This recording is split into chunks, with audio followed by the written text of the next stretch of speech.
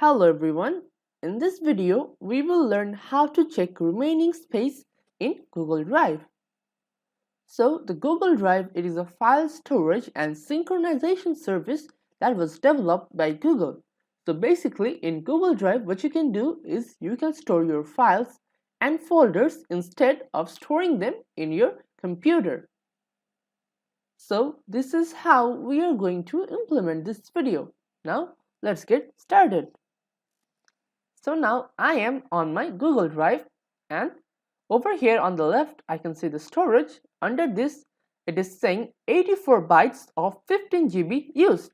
So every normal Gmail account, it gets 15 gigabytes of storage, 15 GB, and this is the storage that I have used in my current Google Drive.